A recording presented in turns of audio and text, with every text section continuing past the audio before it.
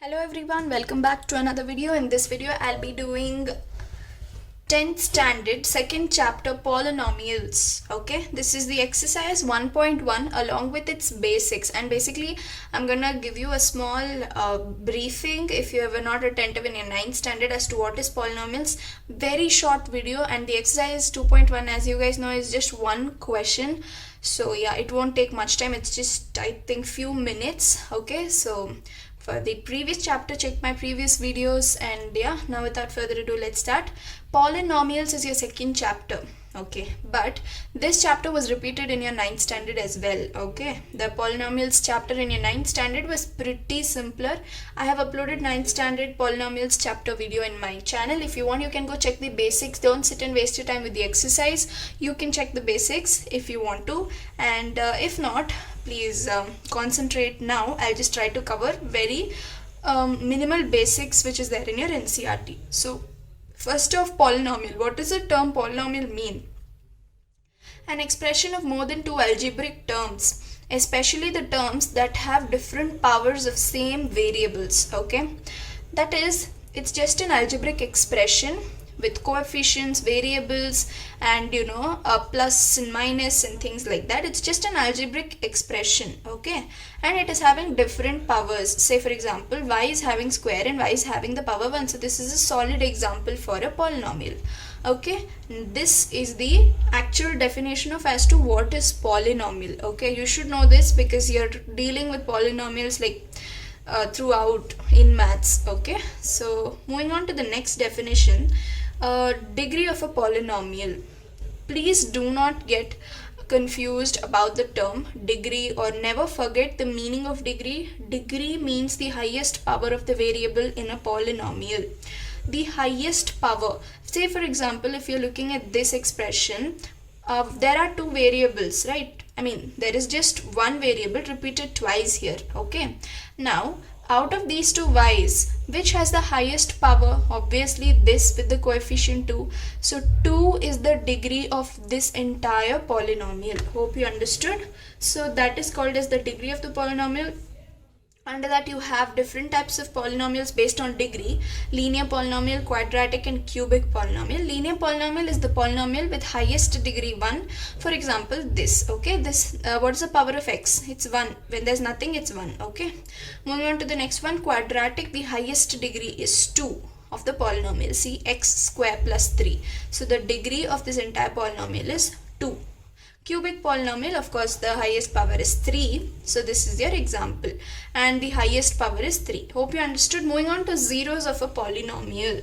This you have learnt even in your 9th standard. Okay, but still I'll repeat it again. Zero of a polynomial. The meaning is, I have an example here of a quadratic polynomial. What should I substitute in place of x? Okay, for one more thing that I want to remind you guys is, throughout polynomials, the textbook will be expressing its algebraic expression or polynomial like this. Okay, p of x. Okay, at p you can consider it to be polynomial with the variable x. Okay, this is the expression they will use throughout your chapter. So do not have questions about what is this. Okay, it's just a way of expressing a polynomial. Now, zero means what should you substitute in place of x such that the answer comes out to be 0.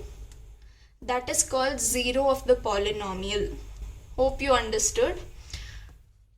Now, for that, you can equate the polynomial to 0 and find out. That is one way. X into x minus 2.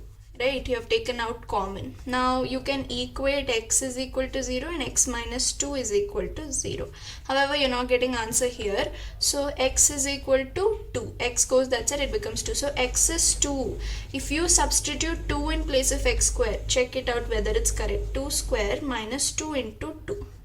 2 square is 4. 2 into 2 is 4. Are you getting 0? Yes. So 2 is the 0 of this polynomial. That is what they mean. Okay. Now, there is one more small formula that has come into your 10th standard textbook. It says if p of x is equal to ax plus b, for example, let this be a polynomial, okay, x plus b, and if k is some number, k is some natural number, okay, that you have substituted in place of x, okay, such that you are getting your answer 0, then what is k here? Obviously it will be minus b by a, rearrangement, okay, minus b by a. Hence they have brought you a formula, 0 of the polynomial is equal to minus b by a. What is minus b by a? Negative of the constant term. Constant term means I'll tell you what it is. Say for example x square plus 2x plus 2.